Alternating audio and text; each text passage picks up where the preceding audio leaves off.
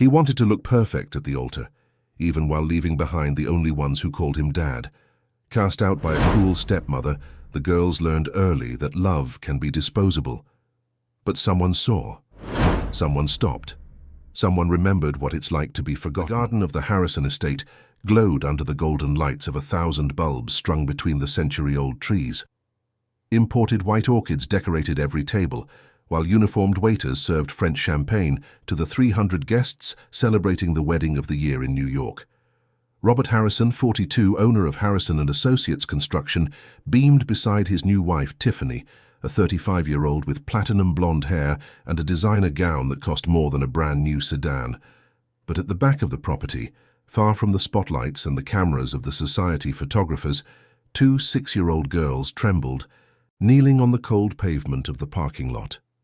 Leah and Lily Harrison, identical twins with curly brown hair and green eyes just like their fathers, were desperately trying to gather their clothes, which had scattered across the asphalt after an old suitcase burst open when it was thrown down hard. "Get this filthy junk out of here before someone sees," Tiffany yelled, standing at the back door of the mansion, her face twisted in disgust. Her 15-year-old daughter, Ashley, laughed beside her, filming the scene with her phone. "Mom, look at their faces. They look like a couple of drowned rats." The twins wore simple floral cotton dresses, hand-me-downs from their mother, Anna, who had passed away just 4 months ago. Their swollen eyes still carried the grief of those who can't understand why the most important person in their world simply won't wake up anymore. Since Anna was gone, a victim of a rapidly worsening case of pneumonia, the girls' lives had turned into a silent nightmare. "Please, Aunt Tiffany, can we just stay at the party for a little bit?" asked Lily, the braver of the two, her voice choked with tears. "We promised to be quiet." In a corner. "Aunt?" Tiffany let out a dry laugh. "I'm not your aunt, and I'm not having 2 little brats ruin my perfect wedding. Your smelly dresses are an embarrassment, you're dirty, and you'll scare off the important guests." Leah, the shyer twin, clutched a worn-out teddy bear to her chest, the only comfort she had left from her mother. "Daddy said we could have some cake," she whispered, trying not to cry. "Your father has more important things to worry about now," Tiffany retorted, adjusting the diamond necklace on her neck. "He has a new family, a real family. You're just a problem left over from his past." Ashley approached the twins with a cruel smile. "You know what my mom told me yesterday? That you're going to a boarding school far away from here. You're going to be real orphans then." She laughed loudly, pleased with the despair she saw in the little girl's eyes. At that moment, the party music grew louder. It was the couple's first dance. Through the lit-up windows, the twins could see their father dancing with Tiffany, smiling in a way he hadn't since Anna was alive. Robert had remarried just 4 months, after being widowed, claiming the girls needed a mother figure, but the little one soon realized he just wanted to get rid of the burden of raising them alone. "Now get out of my sight," Tiffany ordered, kicking the broken suitcase away with her foot. "Go sit by the gate and don't move until the party's over. And if anyone asks, you pretend you're the kids of one of the staff. Understand?" The twins looked at each other, a silent communication only they understood. They picked up their few scattered belongings and walked hand in hand to the iron gate at the entrance where they huddled against the cold wall. The noise from the party was muffled, mixed with laughter and the clinking of crystal glasses. "Leah, do you think Daddy forgot about us?" Lily asked, hugging her sister. "He's just really busy," Leah replied, trying to be strong. "But Mommy said she'd always take care of us, remember? Even if she's not here." The hours passed, slow and cold. Their thin dresses offered no protection from the chilly New York night, and the girls took turns keeping each other warm. Several times guests passed by the entrance and gave the 2 children curious looks, but no one asked anything. In New York society, poor children on the streets were a common sight, even in the wealthiest neighborhoods. When the nearby church clock struck 2 in the morning, an elegant man in his 50s pulled his black Mercedes up to the gate. Charles Davenport, a well-known Wall Street investor, had arrived late to the party due to a work commitment. But as he got out of the car, the sight of the 2 little girls made him freeze. Charles immediately recognized the twins' features. The green eyes were unmistakable, just like Anna Harrison's, the woman for whom he had harbored a silent love for years.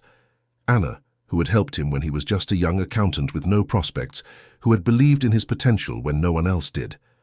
Anna, whose death he had learned about through the society pages, leaving him with a terrible guilt for never having shown his gratitude.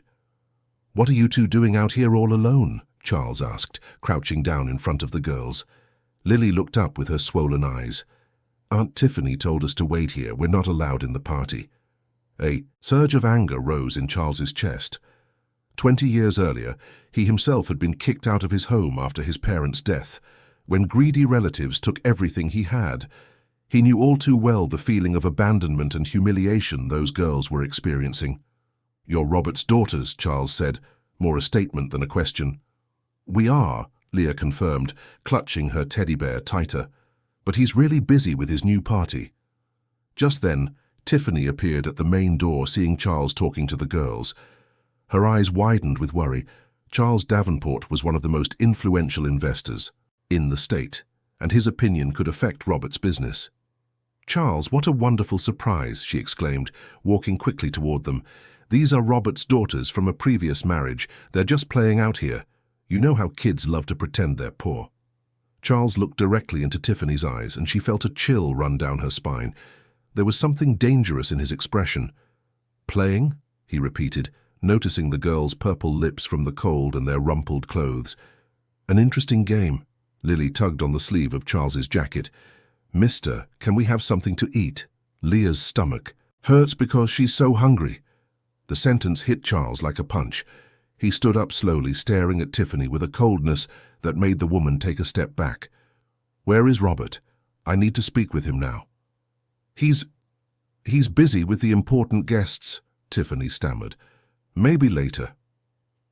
"Now," Charles repeated, in a tone that allowed no argument. But when Robert finally appeared, impeccable in his tuxedo, what the twins saw in their father's eyes completely destroyed them. There was no surprise, no outrage that they were out in the cold. There was only irritation at being interrupted and shame that Charles had discovered the situation. "Charles, old friend," Robert said, forcing a smile, "don't worry about this. Tiffany is handling it." That response was the last straw. Charles realized that Robert had not only allowed the humiliation of his own daughters, but was actively collaborating with it. The girls also understood, even in their innocence, that their father had chosen his new family and discarded them like inconvenient trash. Charles felt his blood run cold. The coldness with which Robert spoke about his own daughters was like a slap in the face to the memory of Anna, the woman who had dedicated her entire life to those girls. He looked again at Leah and Lily huddled on the cold ground and saw in them the same vulnerability he himself had carried at 8 years old when he was thrown out of his house by his aunts and uncles who wanted his parents' inheritance. "Tiffany is handling it," Charles repeated slowly, savoring each word with bitterness. "Is this how you take care of Anna's daughters? By leaving them out in the cold like abandoned animals?" Robert swallowed hard. The mention of Anna always unsettled him, especially in front of Tiffany, who hated any reference to his first wife. "Charles, you don't understand the situation. It's complicated raising 2 children alone, and Tiffany has been a wonderful mother to them." "A wonderful mother?" Charles laughed mockingly. "A mother who kicks 6-year-old children out of their own home during a party, a mother who leaves them hungry and cold on the street." Tiffany stepped forward, trying to control the situation. She knew Charles had enough influence to ruin Robert's business with a single word on Wall Street. "Charles, darling, I think there's been a misunderstanding. The girls were just playing outside. They love to pretend they're—" "Shut up," Charles cut her off, with a coldness that made Tiffany retreat 3 steps. "I wasn't talking to you." At that moment, Ashley appeared at the door, still holding the phone where she had recorded the twins' humiliation. "Mom, why is this old guy yelling? He doesn't even know these 2 losers." The contempt in the teenager's voice was the final straw for Charles. He knelt again in front of the twins, who watched everything with wide, frightened eyes. In their entire lives, they had never seen an adult confront Tiffany or stand up for them. "Girls," Charles said softly, "would you like to get out of here? Go to a place where you can eat, take a warm bath and sleep in a clean bed?" Leah and Lily looked at each other, that silent twin communication working once again. Distrust was written all over their little faces. Adults always lied, always promised things they didn't deliver. Their own father had promised Tiffany would be like a mother, and look how that turned out. "Are you going to bring us back later?" Leah asked, her voice barely a whisper. The question struck Charles in the heart. These children were already conditioned to believe that all kindness was temporary, that every welcome had an expiration date. "No," he answered honestly. "If you want to stay with me, you can stay forever." Robert took a step forward, finally reacting. "Wait a minute, Charles, they're my daughters. You can't just take them away." "Your daughters?" Charles stood up, and his imposing height made Robert seem smaller. "Where were you when they needed you tonight? Where were you when your wife kicked them out of their home? Where were you when they were starving?" "I was working, taking care of their future." "You were dancing," Charles interrupted. "I saw you through the window, dancing, smiling, celebrating while your daughters cried in the cold." Tiffany tried to intervene again, realizing the situation was spiraling out of control. "Charles, please, let's talk calmly. The children can sleep here tonight, and tomorrow we'll sort everything out." "Sleep where?" Charles asked. "In the room you prepared for them. Or in the storage closet out back where you've been hiding them for the last few months." The silence that followed was deafening. Robert looked down, unable to deny the accusation. For the past 4 months, the twins had been gradually pushed into less visible areas of the house, starting with a move from the main bedroom to a smaller one, then to a maid's room, until they ended up sleeping in a small converted storage closet at the back of the property. Lily tugged on Charles's jacket sleeve again. "Mister, if we go with you, can we bring Mommy's teddy bear?" Charles looked at the worn-out stuffed animal that Leah was clutching. It was tattered, with a loose seam on one paw and its button eyes hanging on by a thread, but it was clear it had been deeply loved. "Of course you can, and you can bring anything else you want." "We don't have much," Leah admitted shyly. "Aunt Tiffany gave most of our stuff away." The information hit Charles like a punch to the gut. He looked at Tiffany with such hatred that the woman instinctively hid behind Robert. "You got rid of Anna's things? The memories they had of their mother?" Tiffany stammered an excuse about organization and space, but Charles was no longer listening. He held out his hands to the twins, and after a few seconds of hesitation, they took them. The touch of their cold, trembling little hands reminded him of when he was a child, being rejected and humiliated by the people who were supposed to protect him. "Let's go," he said, guiding the girls toward the car. "You can't do this," Robert shouted, finally showing some emotion. "They're my daughters. I'll call the police." Charles stopped and turned around slowly. "Call them," he said calmly. "And when they get here, I'll show them the videos your wife's daughter took of your daughters being humiliated. I'll show them the state I found 2 6-year-old children in at this hour, and then I'll ask Leah and Lily in front of the officers where they'd rather stay." Silence reigned once more. Everyone knew Charles was right. If the police saw this situation, Robert would be the one in trouble. In the Mercedes, the twins settled into the back seat, still in shock from the turn of events. Charles turned up the heat so they could warm up and offered them water from a bottle he always kept in the car. They drank thirstily, as if they hadn't had a drink in hours. "Where are we going?" Lily asked, looking out the window at the illuminated gardens of the estate as it faded into the distance. "To my home," Charles replied, watching them in the rearview mirror.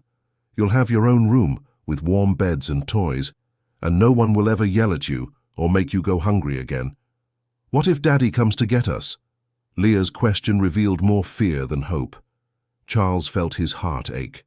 These girls feared their own father. They saw him not as a protector, but as a threat to the safety they had finally found. "If he comes, you decide if you want to go with him or stay with me. The choice will always be yours." During the drive to Charles's penthouse on Park Avenue, the twins slowly began to relax. The car was warm, quiet, and smelled nice, a stark contrast to the hostile environments that had become their reality. Lily fell asleep leaning on Leah's shoulder, who stayed awake, watching the city lights through the window. "Mr. Charles," Leah whispered when they stopped at a red light, "why did you help us? We don't even know you." Charles met the girl's green eyes in the Rear-view mirror, so much like Anna's that it was physically painful.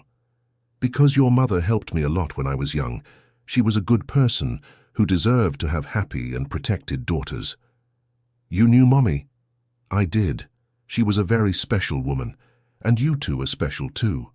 When they arrived at Charles's building, the twins were impressed by the understated luxury of the marble lobby and the mirrored elevators. But what impressed them most was the kindness of the doorman, who greeted Charles and asked if the girls wanted some of the mints he always kept for his grandchildren. In the apartment, Charles turned on all the lights and showed the twins the space that would be theirs, a suite with 2 twin beds, decorated in light colors, with a large window overlooking the park. There was a television, a bookshelf filled with children's books, and even some new stuffed animals still in their packaging. This was supposed to be a surprise for when you came to visit, Charles explained, seeing the astonishment in the girl's eyes. I was planning to invite you over after things settled down with your father's wedding. But the biggest surprise came when Charles opened a closet and showed them new clothes hanging on small hangers. Pajamas, dresses, sneakers, all in the right size and of the quality Anna had always dreamed of giving her daughters. How did you know our size? Lily asked, touching a blue dress so delicately it seemed she was afraid it would break. I asked Mrs. Davis, who used to work at your house before the wedding, Charles replied. She told me a lot about you two. The twins looked at each other again. Mrs. Davis had been fired by Tiffany in the first week after the wedding, who claimed the house needed staff more suited to the new standard. In reality, Tiffany couldn't stand having someone around who knew Anna and treated the girls with affection. That night, after a warm bath and a proper meal, the twins lay down in soft beds for the first time in months, but Charles heard muffled crying coming from their room. When he went to check, he found them huddled together in the same bed, trembling not from cold, but from fear. Are you okay? He asked softly. We're scared we'll wake up and this will all have been a dream, Lily confessed, or that you'll change your mind and send us away. Charles sat on the edge of the bed, and for the first time in 20 years felt tears well up in his eyes. This isn't a dream, and I will never send you away. I swear on your mother's memory. But even with all the promises and all the comfort, the twins knew their lives had changed forever. The next morning, they would discover that Robert wouldn't give up on salvaging his public image so easily, and that Tiffany had far more sinister plans to ensure her stepdaughters would never again be a problem in her perfect life. The morning arrived with the blare of insistent doorbells at Charles's apartment. It was 7 a.m. when the first journalists positioned themselves at the building's entrance, cameras and microphones ready to capture any movement. Overnight, a video had gone viral on social media. The footage Ashley had recorded of the twins being humiliated at the wedding, followed by photos of the girls at the gate, a brutal contrast to the luxury of the party in the background.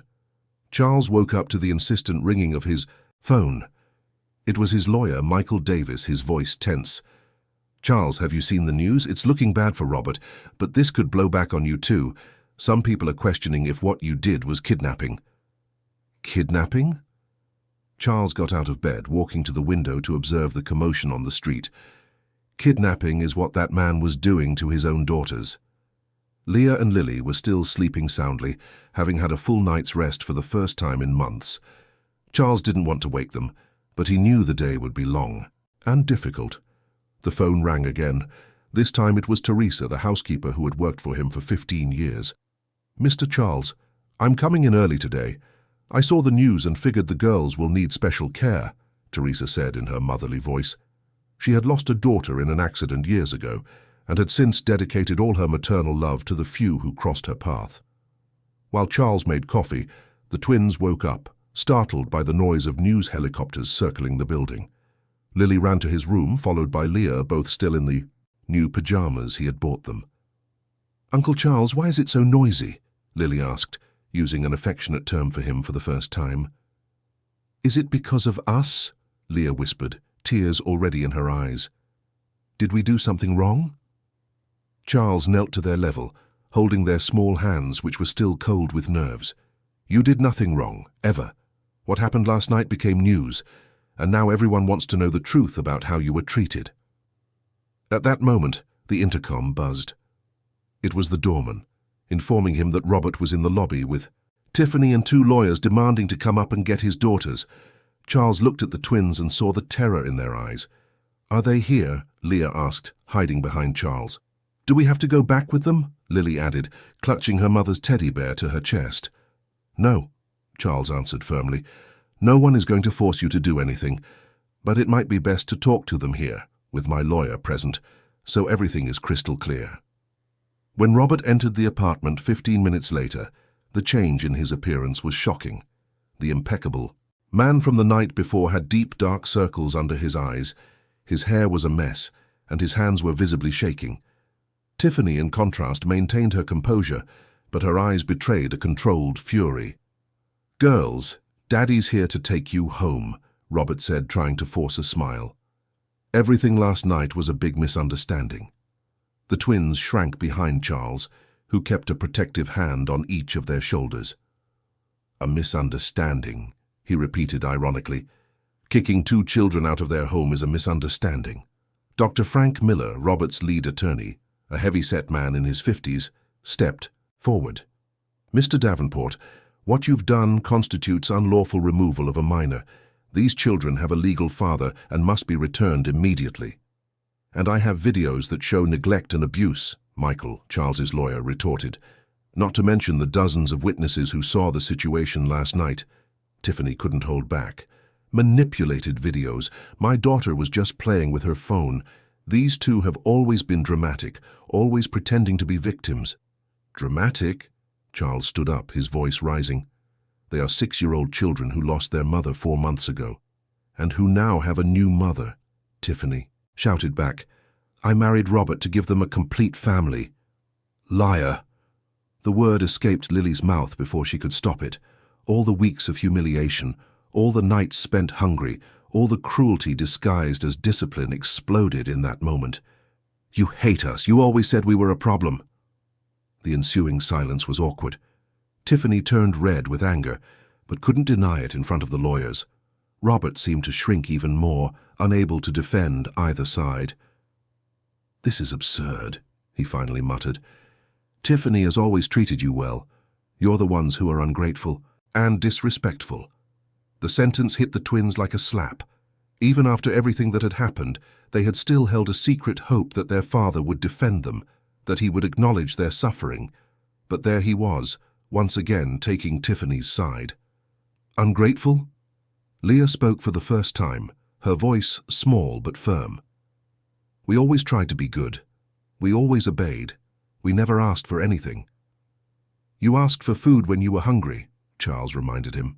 "You asked for comfort when you were hurting. You asked to stay at your own father's wedding party. How? Absurd, right?" Teresa arrived just then, carrying grocery bags. She had stopped at the market to buy ingredients for the chocolate cake the girls loved so much, but she paused at the door, sensing the tension in the room. "Excuse me for interrupting," she said softly. "Girls, have you had breakfast?" The simple, caring question made the twins run into Teresa's arms, and she welcomed them with a warm hug. It was clear they were desperate for any sign of motherly affection. "Who is this woman?" Tiffany asked with contempt. "A nanny hired to buy the children's affection." "This is Teresa," Lily answered, still hugging the housekeeper. "She's nice to us." "Unlike some people," Leah muttered, looking directly at Tiffany. The tension in the room was becoming unbearable. Dr. Miller tried to regain control. "Mr. Davenport, be reasonable. You have no legal rights over these children. If you don't return them voluntarily, we will have to resort to legal action." "Do it," Charles replied calmly. "And when you go to court, explain to the judge why 2 6-year-old girls were found in the middle of the night, hungry and cold, kicked out of their own home. Also explain," Michael added, "why their father walked into a party leaving his daughters outside like beggars." Robert finally snapped. "Enough! You don't understand the pressure I was under. I had just lost my wife, I was trying to rebuild my life, and I still had to deal with 2 traumatized children." The silence that followed was deafening. Robert had just confirmed in front of everyone that he saw his own daughters as a burden. The twins clung tighter to Teresa, who whispered words of comfort in their ears. Robert, Charles said slowly. "You just admitted that your daughters are a problem for you, in front of 2 witnesses and 2 lawyers." The realization of what he had said hit Robert like a lightning bolt. He looked at his daughters, who were staring at him with a mixture of hurt and disappointment that cut him to the soul. For the first time in months, he truly saw what he had done to them. "No, I didn't mean that," he stammered. "Girls, Daddy loves you. I was just confused, stressed." "Daddy always has an excuse," Lily said sadly. "When Mommy got sick, Daddy said he was too busy to be with her. When Mommy died, Daddy said he was too sad to take care of us, and now he says he was too stressed." The accusation from his 6-year-old daughter hit Robert harder than any legal argument. He moved toward the twins, but they backed away, hiding behind Teresa. "Please," he begged, holding out his hands. "Come with me. Let's talk at home as a family." "We don't have a family," Leah replied simply. "We had Mommy. Now we have Uncle Charles and Aunt Teresa." Tiffany could no longer contain herself. "These ungrateful children. After everything I've done for them, Robert, do you see how manipulative they are?" "What have you done for them?" Teresa asked, placing herself protectively in front of the twins. "What exactly have you done for 2 motherless children besides treat them like a nuisance?" "I put them in a private school. I bought them clothes. I gave them a roof over their heads." "And in return," Charles said coldly, "you humiliated them daily, isolated them from family life, and last night you threw them out of the house like dogs." At that moment, the intercom buzzed again. It was the doorman, informing them that reporters were trying to come up, claiming they had a right to interview those involved in the wedding scandal. The situation was turning into a media circus, and everyone knew that any decision made there would be publicly scrutinized.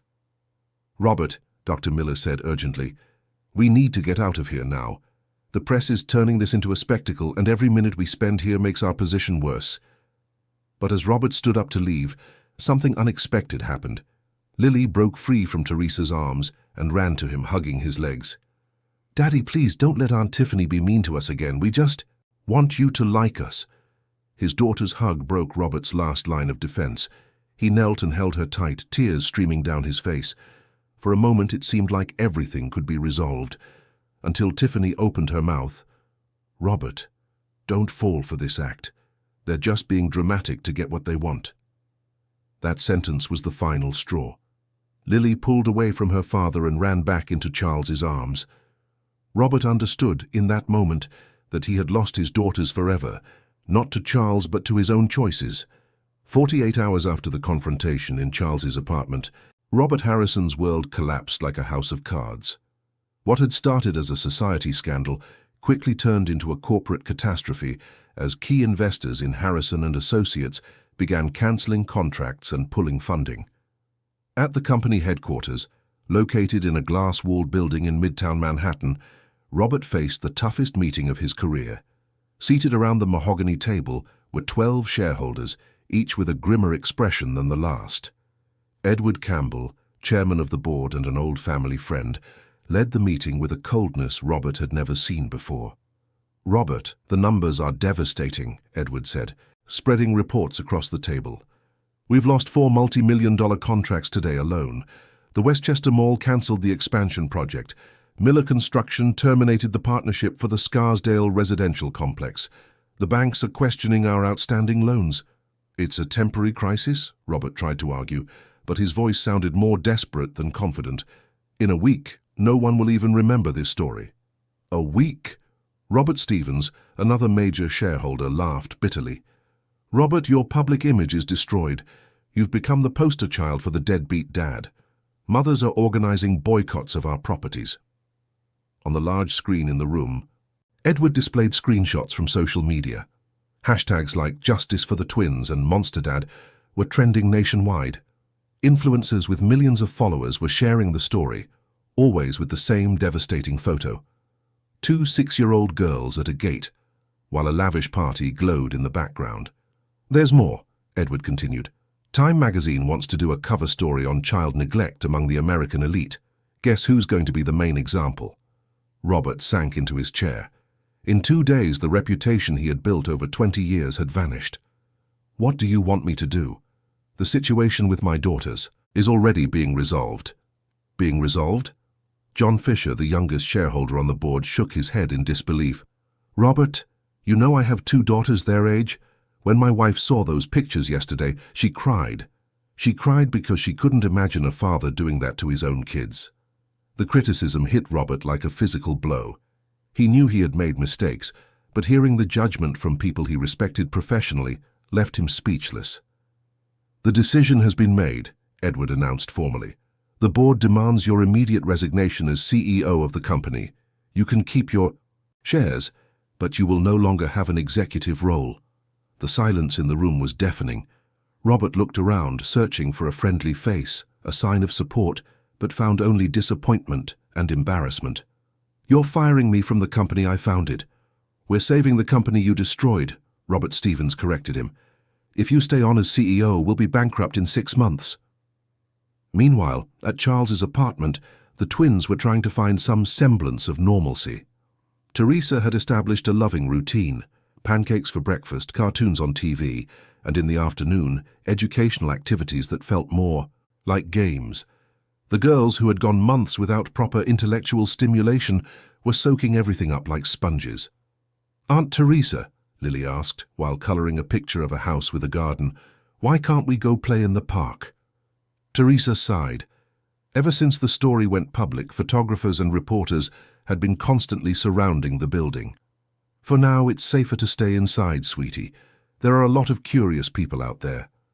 Is it our fault? Leah whispered, putting her coloured pencil down. Are people mad at us? No. Charles appeared in the living room, emerging from the office where he had spent the morning on the phone with lawyers. People aren't mad at you. They're mad at the people who hurt you. He sat on the floor beside the girls, something he made a point of doing several times a day. Anna had told him years ago that getting down to a child's level was crucial for making them feel heard and respected. Uncle Charles, Lily said, is Daddy going to come get us again? The question he had been dreading had arrived. Charles had discussed the legal situation with Michael, and although they had evidence of neglect, Robert was still legally the girl's father. I don't know, Princess, but if he does, you're not going anywhere you don't want to go. I promise. What if he promises that Aunt Tiffany will be nice to us? Leah insisted, ever hopeful. Sometimes people make promises they can't keep, Charles explained carefully, especially when they promise to change other people. No one can promise that someone else will be good or bad. That afternoon, Tiffany was far from considering being good to anyone. In her private office at the mansion, she was meeting with Dr. Miller and a stern-looking woman Charles didn't know, Dr. Margaret Shaw, an expert in inheritance law. The situation is delicate, Dr. Shaw explained, consulting a folder full of documents. The girls are the legal heirs to half of Robert's assets, including shares in the company and properties. If they grow up and discover their rights— Exactly my concern, Tiffany interrupted. I need to ensure that Ashley is the sole beneficiary when Robert passes away in the future.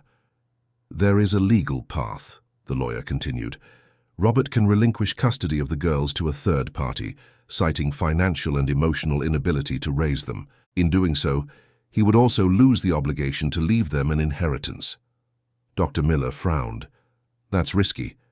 If it's discovered that this was a maneuver to disinherit the children— Who's going to find out? Tiffany retorted.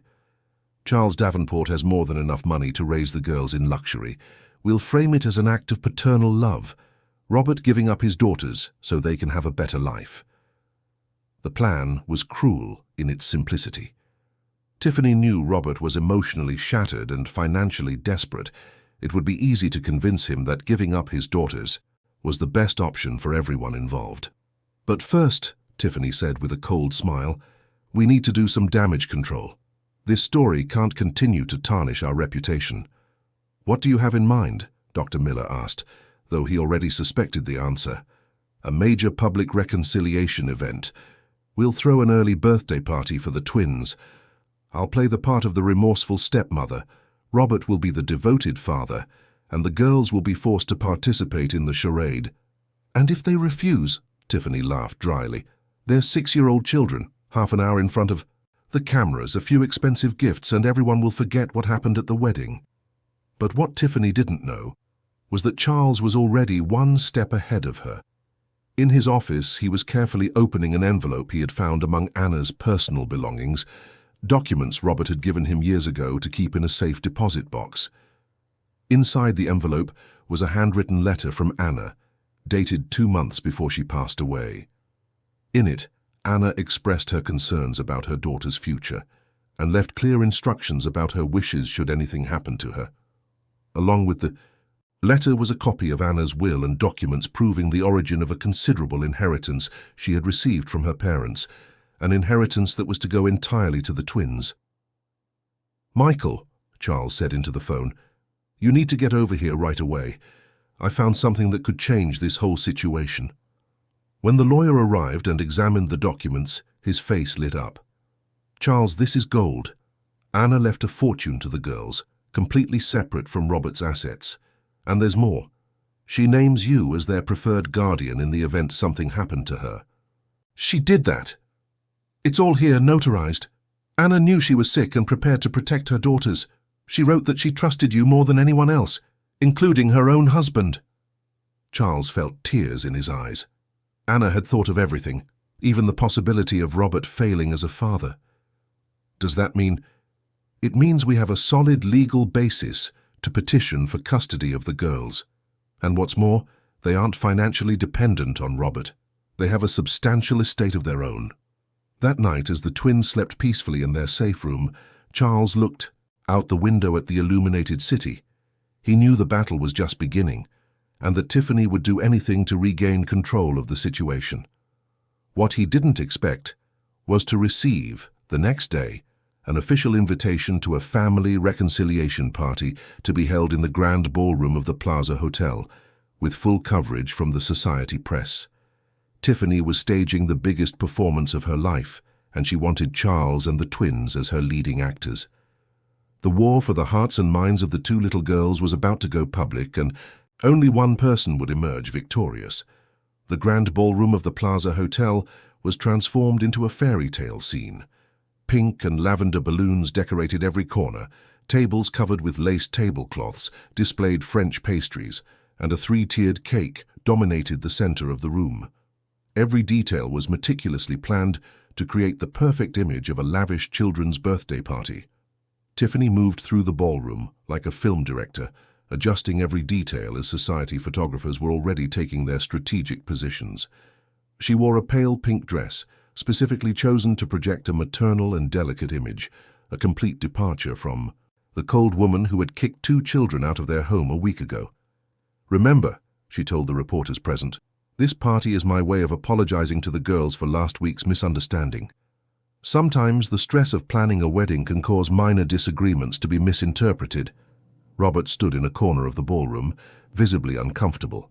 He had lost 10 pounds in a week, his appearance was disheveled despite the expensive suit, and his hands trembled as he tried to rehearse the speech Tiffany had written for him. "You need to sound convincing," she whispered as she approached him. "Your career, our life, everything depends on this performance. If you mess this up, we have nothing left." "Tiffany, are you sure this is going to work?" Robert asked, looking nervously at the cameras. "What if the girls refuse to participate?"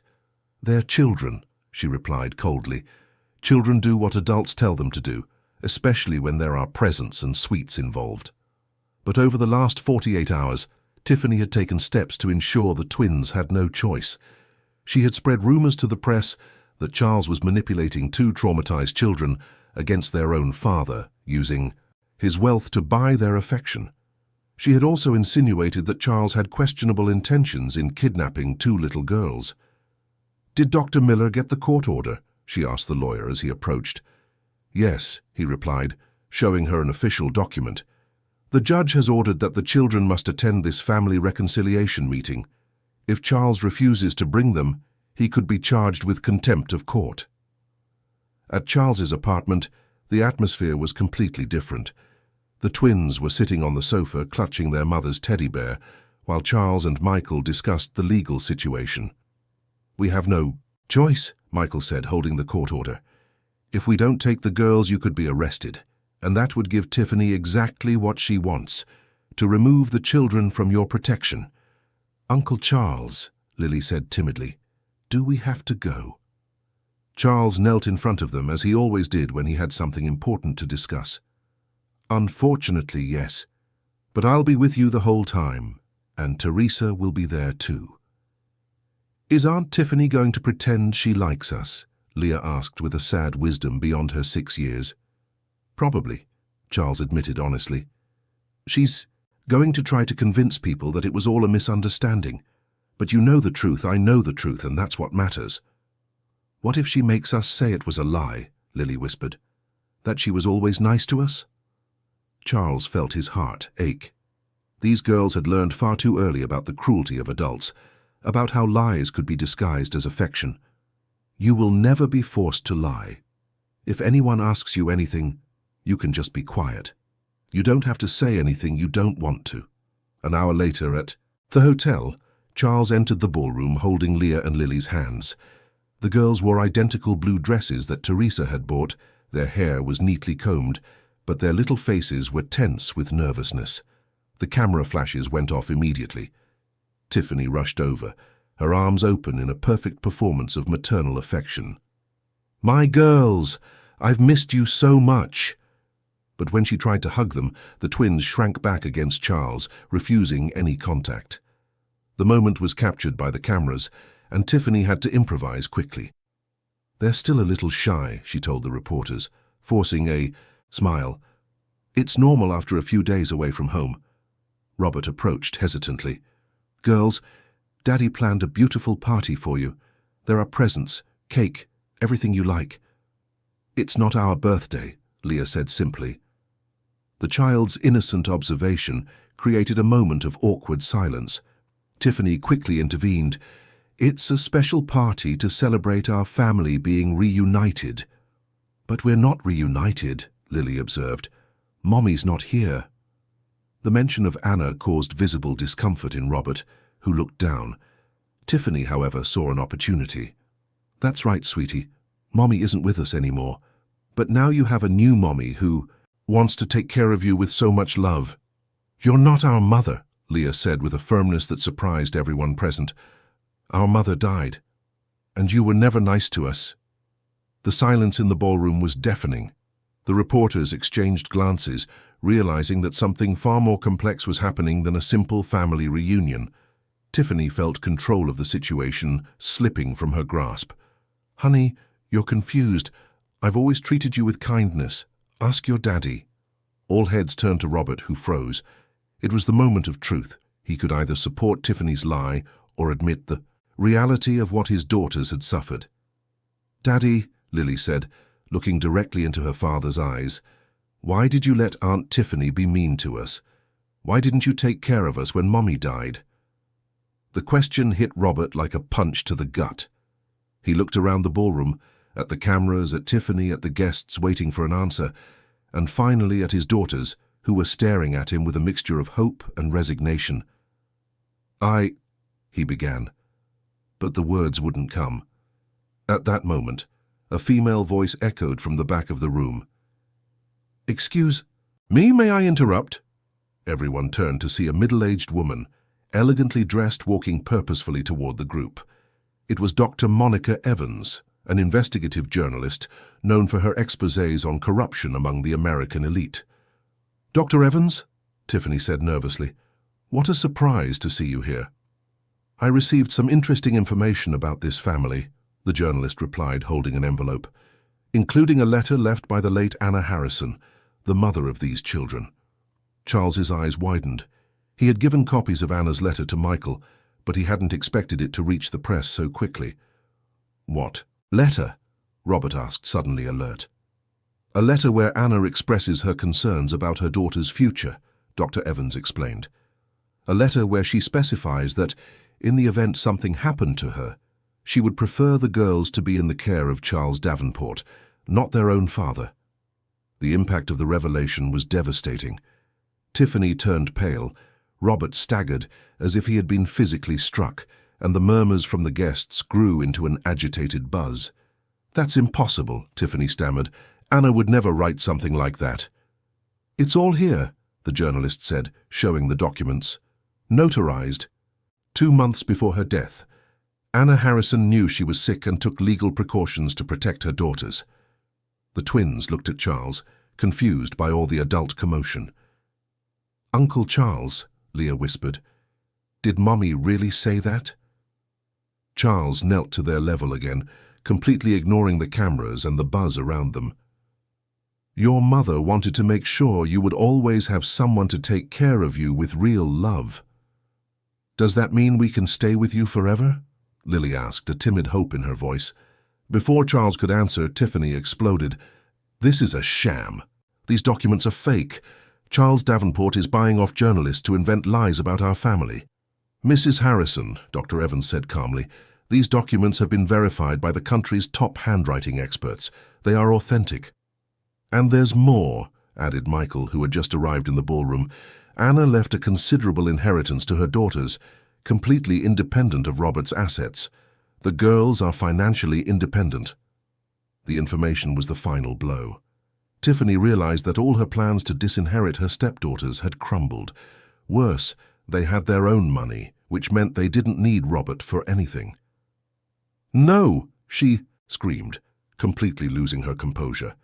"They're just children. They can't make these decisions. Robert is their father." "A father who kicked them out of his house," Dr. Evans reminded her. "A father who allowed them to be humiliated and mistreated." The cameras captured every moment of the revelation. The carefully orchestrated performance by Tiffany had turned into her own public destruction. And at the center of it all, 2 6-year-old girls watched the adults fight over their future, still not fully understanding that they might finally have the peace they so deserved. But Tiffany had one last card to play. A desperate move that no one saw coming. Tiffany looked around the ballroom, watching her reputation being destroyed in real time by the cameras broadcasting everything live. Sweat trickled down her forehead, despite the air conditioning, and her hands trembled with rage and desperation. She had lost everything: social respectability, control over her stepdaughters, and possibly even Robert, who was now staring at her with a look of growing horror. "You want the truth?" she suddenly screamed, silencing the entire room. "I'll give you the truth." Ashley, who had been watching from a corner with a bored expression, suddenly sat up straight. She recognized that tone in her mother's voice. It was the same one she used before doing something terrible. "Tiffany, shut up," Robert muttered, sensing the impending disaster. But Tiffany was beyond reason. Anna Harrison wasn't the saint everyone thinks she was. She was a bitter, jealous woman who never got over the fact that Charles Davenport rejected her years ago. The silence in the ballroom was absolute. Charles felt as if he'd been punched, while the twins looked on, confused by the adults' turmoil. "That's right," Tiffany continued, her voice growing louder and more hysterical. "Anna was obsessed with Charles. Throughout her entire marriage to Robert, she kept in secret contact with him, sent him letters, called his office." "Tiffany, stop," Robert ordered, trying to grab her arm. She shook him off violently. "Why should I stop? Everyone wants to crucify me for trying to save these children from a cursed inheritance." Anna left the girls to Charles because she always had this fantasy that one day he would be hers. Dr. Evans raised an eyebrow, sensing a much bigger story unfolding. "Do you have proof of these accusations, Mrs. Harrison?" "I do."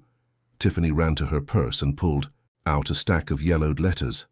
Letters that Anna wrote to Charles, talking about how unhappy she was in her marriage, how she dreamed of a different life. Charles turned pale. He remembered the letters. Anna did write to him occasionally, especially when Robert was traveling extensively for work. But there was never anything romantic in them, just the genuine friendship of someone who felt lonely. "Let me see those," Dr. Evans said, holding out her hand. "No." Tiffany clutched the letters to her chest. These letters prove that Anna manipulated Charles to gain his pity. She knew she was dying, and used it to ensure he would be stuck with her girls. "Mom, stop," Ashley whispered, realizing the situation was spiraling completely out of control. But Tiffany had lost all sanity. "And you know the best part?" Anna told me in the hospital a week before she died. She laughed in my face and said I would never get the girls because Charles would always choose her. The revelation hit Robert like a lightning bolt. He remembered Tiffany's last visit to the hospital, how she had come back acting strange and aggressive. "Tiffany, were you lying when you said Anna asked you to take care of the girls?" "Of course I was lying," she shrieked. "Anna hated me. She said I was a gold digger who only wanted her money.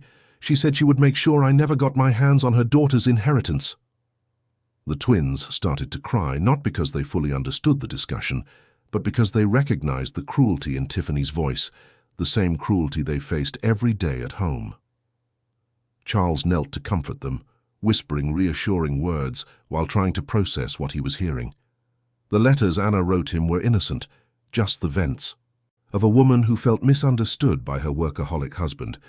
There had never been anything more than friendship between them. "So you admit," Dr. Evans said calmly, "that you lied about Anna asking you to care for the girls?" "I admit it," Tiffany laughed hysterically. "And I'll admit more. I wanted these children out of my sight from day one.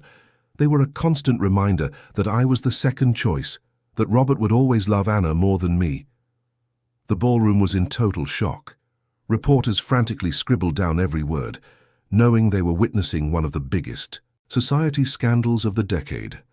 "Tiffany," Robert said in a hoarse voice, "you're talking about my daughters." "Your daughters?" She turned to him with blazing eyes.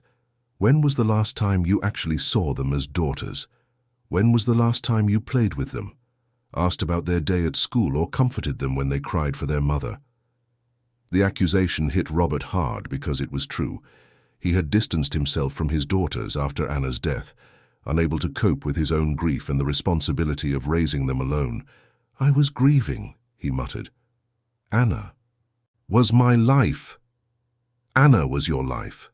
Tiffany laughed bitterly. "Then why did you marry me just 4 months after she died? Why did you tell me you needed to move on?" "Because I didn't know how to take care of the girls by myself," Robert finally exploded. "Because I was desperate and you offered a solution." "A solution," Tiffany repeated sarcastically. "That's what I was to you. A solution to the problem of your daughters. Well, now you have a better solution. Dear Charles, who will raise your daughters with your ex-wife's money." At that moment, Leah let go of Charles's hand and walked slowly toward Tiffany. The 6-year-old girl looked directly into the eyes of the woman who had made her life a living hell. "Why are you so mean to us?" she asked in a small but clear voice. "We never did anything bad to you." The child's innocent question cut through the air like a blade. Tiffany looked at Leah, and for a moment her mask of fury faltered. She saw in the girl's eyes the same kindness she saw in Anna's, and it enraged her even more. "Because you exist," she said coldly. "Because every time I look at you, I see her. I see the woman your father truly loved." The silence in the ballroom was absolute. Even the children understood the cruelty of those words. Lily ran to her sister's side, and the two hugged each other, trembling. "There," Tiffany said, looking at the cameras. "Now you have the whole truth. Yes, I mistreated these children. Yes, I wanted them out of my sight. And you know why? Because they are the daughters of a woman who manipulated all of us from beyond the grave." "You're a monster," Charles said, rising slowly. His voice was low, but there was a coldness in it that made Tiffany take a step back. "A monster," she laughed. "At least I'm honest. What are you, Charles? The knight in shining armor saving damsels in distress? Or just a lonely man who finally found a way to have the family Anna never gave you?" The accusation hit Charles deeply, not because it was true, but because he himself had questioned his motives. Was his protection of the twins just a way to honor Anna's memory, or was there something more selfish in his actions? "Let me make one thing clear," he said finally. "I protected these girls because they needed protection, because I saw 2 children suffering and remembered when I was a suffering child myself." He knelt again to the twins' level, ignoring the cameras and all the adults around them. "Leah, Lily, look at me. Your mother was my friend, nothing more. A good person who helped me when I needed help. And now I want to help you in the same way." "But Aunt Tiffany said Mommy liked you," Lily whispered, confused. "Your mother liked me as a friend," Charles explained patiently. "The way I like It's called caring, and it's different from the love she had for your daddy. Robert watched the scene with a mix of admiration and despair. Seeing Charles talk to his daughters with such patience and affection, he realized how much he had failed as a father. The girls felt safer with Charles, a stranger, than with him. "Charles is right," Robert said suddenly, surprising everyone. "I failed you. I failed as a father, as a husband, as a man." Tiffany turned to him, incredulous. "Robert, you can't be serious." "I'm completely serious," he replied, looking directly at his daughters. "Girls, I am so sorry. I'm sorry I didn't take care of you when Mommy died. I'm sorry I let someone hurt you, and I'm sorry I failed you in the worst possible way." Leah and Lily looked at each other, that silent communication working once again. They walked toward their father but kept a safe distance. "Daddy," Leah said timidly, "we forgive you, but we want to stay with Uncle Charles." The sentence broke Robert's heart, but it also freed him from a guilt that had been eating him alive. His daughters were offering forgiveness even after everything he had allowed to happen to them. "I understand," he said, the tears finally falling. "You deserve someone who will take care of you properly." Tiffany watched the scene with growing horror. Not only had she lost her stepdaughters, but now Robert was voluntarily giving them up. "Robert, have you lost your mind? They're your daughters. And I'm going to give up my parental rights," he said firmly, "so they can have the life they deserve." At that moment, Dr. Miller approached Tiffany with a grave expression. "Tiffany, we need to talk urgently," he whispered in her ear. "Not now," she muttered back. "Yes, now," the lawyer insisted. "I just got a call. The NYPD has opened an investigation into child abuse based on the confessions you just made on live television." Tiffany's blood ran cold. In her rage, she had confessed to crimes in front of dozens of witnesses and television cameras. There was no going back. "That's impossible." "You just publicly admitted to mistreating 2 6-year-old children," Dr. Miller said. "That's a crime, Tiffany."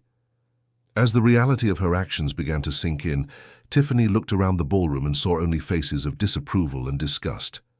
Her life, her reputation, everything was destroyed by her own words. But her confessions weren't over yet.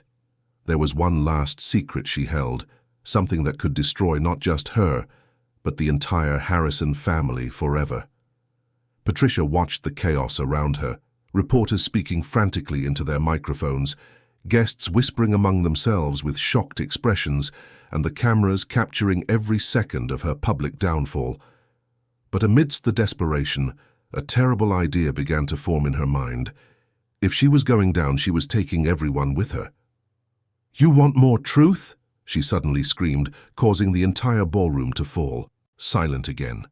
"Then I'll tell you the biggest truth of all." Dr. Miller tried to approach her to stop her, but Tiffany shoved him away violently. Ashley, realizing something terrible was about to happen, began to discreetly back away toward the exit. "Robert," Tiffany said with a cruel smile, "tell your daughters how Anna really died." All the color drained from Robert's face. "Tiffany, don't what? Don't tell them that your sainted wife didn't die of pneumonia."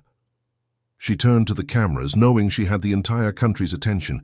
"Anna Harrison killed herself." The silence in the ballroom was deafening. Even the most seasoned reporters were speechless at the shocking revelation. Charles felt as if the world had stopped. "That's a lie," he said in a hoarse voice. "A lie?" Tiffany laughed hysterically. "Ask your dear Robert. Ask him about the pills Anna swallowed, about the letter she left." The twins looked from one adult to another in confusion, not fully understanding what was being discussed, but feeling the tension and desperation in the air. "Mommy," Lily whispered, squeezing Leah's hand. Robert was shaking violently. "Stop, Tiffany. Please, just stop." "Stop? Why? Because you don't want your daughters to know that their mother abandoned them on purpose, that she chose to leave and make them orphans." "That's not true," Charles shouted, advancing toward Tiffany. "Anna would never do that." "Wouldn't she?" Tiffany laughed bitterly. "Then explain the empty antidepressant bottles they found next to her bed. Explain the letter where she wrote that she couldn't bear the life she had anymore." Dr. Evans stepped closer, her journalistic instincts overriding any human consideration. "Do you have proof of this?" "Robert does," Tiffany replied, pointing at her ex-husband. "He covered it all up, paid doctors to falsify the death certificate, all to protect the family's reputation." Charles's world fell apart. He remembered his last conversations with Anna, how distant and melancholic she had seemed. There were signs he had ignored, too focused on his own professional problems. "Why are you telling them this?" he asked, his voice breaking. "Because you destroyed my life," Tiffany exploded. "Because you turned me into the villain of this story, when the truth is that Anna was a selfish woman who abandoned her own daughters." Robert finally found the courage to speak. "It wasn't selfishness," he said quietly. "It was desperation." All eyes turned to him. Anna was sick, yes, but not with pneumonia. She had severe, untreated postpartum depression. I was traveling so much, working so much, that I didn't see how much she was suffering." Tears streamed down his face. "In her last week, she tried to tell me how she felt. She tried to ask for help. But I was too busy with a deal in the city. I told her we'd talk when I got back." "And by the time you got back, it was too late," Tiffany completed cruelly. "She took the pills the night I was supposed to come." "Home," Robert continued. "She left a letter apologizing, saying she thought the girls would be better off without her, that she was just getting in everyone's way." Charles sank to his knees, the weight of the revelation crushing him. Anna had suffered in silence, and he, who considered himself a close friend, had noticed nothing. "The letter," he whispered. "Where is the letter?" Robert hesitated. I burned it. The doctors and I decided it would be better for the girls to grow up thinking their mother died of an illness. We didn't want them to carry the guilt or the shame." "Guilt?" Tiffany cackled. "The guilt was yours, Robert. Yours for neglecting your wife. And now you want to hand your daughters over to another man because you can't deal with your own guilt." The twins, who had been watching without fully understanding, began to realize that something terrible was being said about their mother. Lily tugged on Charles's jacket sleeve. "Uncle Charles," she said in a tiny voice, "did Mommy get sick from being sad?" The child's innocent question broke the hearts of everyone present. Charles scooped her up into his arms, along with Leah trying to shield them from the cruel revelations being exposed. "Your mommy was very, very sad," he said softly. "Sometimes grown-ups get so sad that they can't think straight anymore." "Was it our fault?" Leah asked, her green eyes, so much like her mother's, filled with tears. "No," Charles, Robert, and even Tiffany said in unison. "It was never your fault," Charles continued. "Your mother loved you more than anything in the world. She was just sick in a way that nobody could see." Dr. Evans, realizing the situation was becoming harmful to the children, intervened. "Mr. Davenport, perhaps it's best to take the girls and leave." But Tiffany wasn't finished. "No, they need to know the whole truth." "What truth?" Charles asked, still holding the twins. "The truth about why Anna really wanted you to have them," Tiffany said with a venomous smile. "It wasn't because she trusted you as a friend. It was because she was in love with you and wanted you to feel obligated to love them as if they were your own daughters." "That's a lie," Charles said firmly. "Is it? Then why did she leave her entire inheritance for you to manage? Why did she name you their legal guardian without even consulting her own husband?" Tiffany turned to Robert. Tell him how you found out your wife was planning to leave her daughters with another man." Robert hung his head. "Anna didn't consult me because she knew I wasn't emotionally capable of taking care of them. She saw how I pulled away after they were born, how I buried myself in work." "And she was right," he admitted painfully. "After she died, I didn't know how to be a father. I was so lost in my own guilt that I pushed the girls onto Tiffany, without thinking about the consequences." "Consequences?" Tiffany laughed bitterly. "The consequences were that they turned into two spoiled, demanding brats. Anna coddled them so much that they don't know how to obey, how to behave." "They are normal children," Charles said firmly. "Children who are traumatized by the loss of their mother and the abuse they suffered." At that moment, Ashley approached her mother, whispering urgently in her ear. "Mum, the police are here. They're coming up." Tiffany looked at her daughter in desperation. In her fury, she had confessed to crimes on live national television. There was no turning back. "This is your fault," she said, pointing at Charles and the twins. "You destroyed my family." "You destroyed your own family," Charles replied, "the moment you decided to mistreat two defenseless children." When the police officers entered the ballroom, the tension in the air was palpable. Detective Mark Stevens, a serious-looking man in his 50s, approached the group. "Mrs. Tiffany Harrison," he said formally. "Yes," she answered, her voice trembling. "You are under arrest for the crime of child abuse. You have the right to remain silent." As Tiffany was being handcuffed, she screamed one last accusation. "You'll all regret this. Anna was a disturbed woman, and these children carry the same sickness. Charles, you'll see, they'll destroy you just like they destroyed their own mother." The cruel comment was the last straw. The twins began to cry convulsively, clinging to Charles's neck.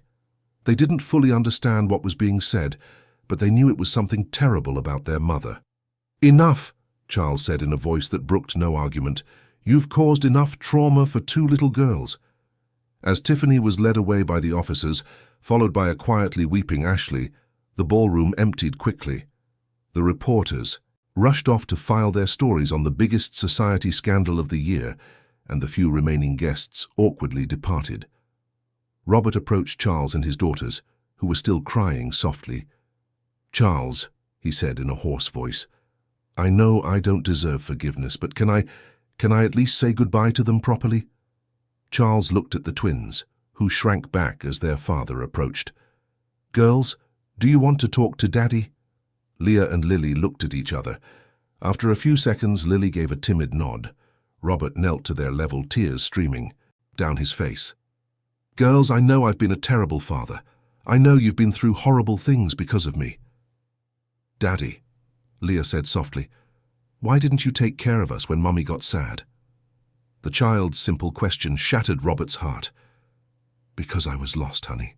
Because when Mummy died, I didn't know how to be a father by myself." "But we were sad too," Lily said, "and we needed our daddy." "I know," he whispered, "and I'm so sorry. I'm sorry for failing you in the worst possible way." Charles watched the scene with a heavy heart. Despite everything, he knew the twins needed some kind of closure with their father. "Daddy," Leah said finally, "we forgive you, but we want to stay with Uncle Charles." Robert nodded, knowing it was for the best. "I'll sign the custody papers. You deserve to have a family that truly loves you." But as they spoke of the future, none of them suspected that the day's revelations would have even deeper consequences. The truth about Anna's death had been exposed, but it was only the beginning of a healing journey that would test the limits of love and human resilience. 6 months after the scandal at the Plaza Hotel, Leah and Lily's lives had completely transformed. Charles's penthouse on Park Avenue, once silent and immaculate, now echoed with children's laughter and was decorated with colorful drawings stuck to the refrigerator. The twins, who had once lived in the shadows of the Harrison estate, now ran freely through the rooms, played in the park across the street, and slept peacefully every night. Charles watched the girls eating breakfast in the kitchen, excitedly discussing which book Teresa would read to them before bed. Lily had become more outgoing, always asking questions about everything she saw, while Leah maintained her more introspective personality. But now she smiled constantly and had stopped having nightmares about her mother. "Uncle Charles," Lily said, licking strawberry jam from her fingers, "today, the teacher is going to talk about families at school. Can I say that you're our dad now?" The question still made Charles's heart ache with emotion. He had officially become the twins' legal guardian 3 months ago, when Robert voluntarily signed over his parental rights. The process was surprisingly swift, especially after Tiffany was sentenced to 2 years in prison for child abuse. "You can say whatever you want," he replied, adjusting Lily's blue ribbon. "You know I love you as if you were my own daughters." "And we love you like you're our real dad," Leah added, hugging his leg. Teresa entered the kitchen, carrying the girls' school backpacks already packed for the day. At 60, she had become a second mother to the twins, caring for them with the maternal affection she had lost when her own daughter passed away years ago. "Girls," "Don't forget about the play rehearsal today," she reminded them. "Lily, did you practice your princess lines?" "I did," Lily straightened up proudly. "And Leah is going to be the best narrator in the whole school." Leah smiled shyly. In recent months, with the support of child psychologist Dr. Carmen Shaw, she had developed more self-confidence. The weekly therapy sessions had helped both twins process the trauma of losing their mother and the abuse they suffered from Tiffany. "Dr. Shaw said you're making wonderful progress," Charles commented, recalling their last appointment. "She was impressed with how you're handling everything." The intercom buzzed, interrupting the conversation. It was the driver Charles had hired to take the twins to school every day, a security measure, as media interest still lingered, albeit less intensely.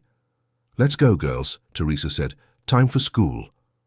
Before they left, Leah ran to her room to grab her mother's teddy bear, which still accompanied her everywhere. It was a memory Charles made sure to preserve, knowing the girls needed to maintain their connection to Anna. After the twins left, Charles went to his office, where Michael was waiting for an important meeting. Spread across the desk were legal documents and newspaper clippings from the past few months. "The news is good," Michael said, showing him a financial report. "Anna's inheritance has been fully released. The girls are officially financially independent, and you have full authority to manage the funds until they turn 18. Charles nodded. The money would be used entirely for the twins' education, health, and well-being. He had set up an educational trust to ensure they could attend the best universities in the world when the time came. "And what about Robert?" Charles asked. "He signed all the final papers relinquishing his rights," Michael replied. "Legally, you have no more ties to him, but—" He hesitated. "But what?" "He's been asking to see them. Once. A month, just to know how they are. He doesn't want to interfere with their upbringing, just maintain minimal contact." Charles thought about it.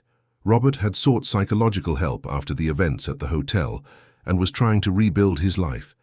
He had sold the construction company and moved into a smaller house far from the society spotlight. According to reports, he was genuinely remorseful and wanted to find a way to atone. And the girls, how do they feel about their father? "They've shown curiosity," Michael admitted. "Dr. Shaw thinks it could be healthy for them to have some contact, as long as it's supervised and in a neutral environment." Just then the phone rang. It was Teresa, calling from the school. "Mr. Charles," she said, her voice emotional, "you need to come see this. Did something happen to the girls?"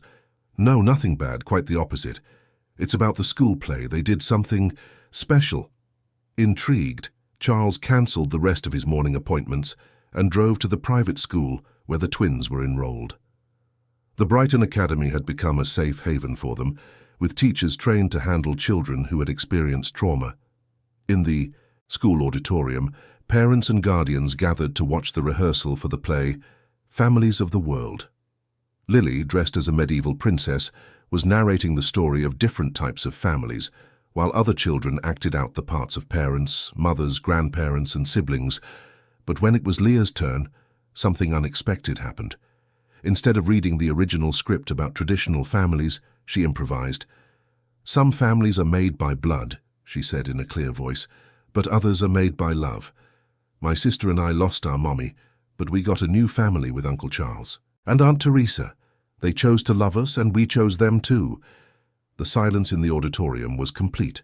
Many parents had tears in their eyes, touched by the maturity and wisdom of the 6-year-old girl. Lily joined her sister at the center of the stage. "Real families are the ones where you feel safe, where you can cry when you're sad and laugh when you're happy. They're the people who take care of you even when you make a mess." Charles felt tears streaming down his face. These girls, who had endured so much suffering, were teaching a room full of adults the true meaning of family love. After the performance, the twins ran to hug him. "Did you like it, Uncle Charles?" Lily asked eagerly. "It was the most beautiful thing I've ever seen in my life," he answered honestly. The girls' teacher, Mrs. Elena, approached. "Mr. Davenport, the twins have been talking a lot about gratitude these past few weeks. They're helping other children at school who are going through family difficulties." "How so?" "Lily comforted a new girl whose parents are getting divorced, and Leah helped a boy who lost his grandmother. They have a special sensitivity for recognizing suffering in other children." Charles smiled with pride. Despite all the pain they had been through, the twins were turning their experience into compassion for others. That afternoon at home, while the girls were doing their homework at the kitchen table, Charles received an unexpected call. It was Robert. "Charles, I know I have no right to ask for anything," came the hesitant voice on the other end. "But could I possibly see them, just to know how they are?" Charles looked at the twins, focused on their schoolwork. "Robert, you know this decision has to be theirs, not mine. I know, and if they say no, I'll accept it. I'll talk to them and call you back." During dinner, Charles brought up the subject. "Girls, your father called. He would like to see you." Leah stopped eating and looked at Lily. The silent communication worked once again. "He's not going to try to take us away?" Lily asked. "No," Charles assured them. "He signed papers saying you stay with me forever." "And Aunt Tiffany?" "She's in prison. She can't hurt anyone anymore." The girls were silent for a few moments. Finally, Leah spoke. "We can see him, but you have to be there with us." "Of course. And if we don't like it, we don't have to see him again." "Never again," Lily nodded. "Then okay. He's our dad, even if he was bad sometimes." The meeting was set for the following Saturday at the park where Charles often took the twins to play. Robert arrived on time, but his appearance had changed drastically. He was thinner, with graying hair, and carried a humility he had never shown before. "Hi, girls," he said shyly, keeping a respectful distance. "Hi, Daddy," they replied also, hesitant. For an hour they talked about simple things, school, the girls' favorite toys, the pictures they drew. Robert didn't try to hug them or make grand promises. He just listened, genuinely interested in their lives. When it was time to leave, he knelt to their level one last time. "Girls, I want you to know that Daddy has learned to be better, and even though I don't live with you, I will always be rooting for your happiness." "Daddy," Leah said, "can you visit us sometimes?" "If you want me to, and if Uncle Charles allows it." Charles nodded. "Once. A month, always here at the park." 2 years passed since that first meeting. The twins, now 8, had blossomed completely. Lily had become a natural leader at school, always organizing activities to help classmates in need. Leah had discovered a talent for painting, and her artwork adorned the walls of the apartment. One Sunday morning, as they were having a family breakfast, Charles, the twins, and Teresa, Lily made a special announcement. "Uncle Charles, we've decided something." "What is it, Princess?" "We want to change our last name to Davenport," she said solemnly. "Not because we don't love Mommy or Daddy, but because we're a real family now." Leah nodded emphatically. "Leah Davenport and Lily Davenport, it sounds nice, doesn't it?" Charles felt his eyes fill with tears once again. "It's the most beautiful sound in the world." That afternoon, as he watched the girls playing in the park, Charles reflected on the extraordinary journey they had taken. From 2 abandoned and mistreated children, they had transformed into confident, loving, and resilient girls. The suffering they had endured had not been in vain. It had molded in them a special compassion, an ability to recognize and help others going through hardship. They had become a light in the lives of other children at school, small ambassadors of hope and resilience. Anna had made the right choice, even in her darkest moments. By entrusting her daughters to Charles, she had ensured they would grow up in an environment of true love, where they could heal their wounds and discover the strength they carried within themselves. As the sun set over the New York skyline, painting the sky in golden hues, Charles hugged his daughters of the heart and whispered a silent promise to Anna. They are happy, they are loved, and they always will be. The story that began with 2 girls being kicked out of a wedding had transformed into the most beautiful celebration of unconditional love, second chances, and the transformative power of a true family. And in the twins' laughter echoing through the park, you could hear the sweetest music of all, the melody of hope reborn.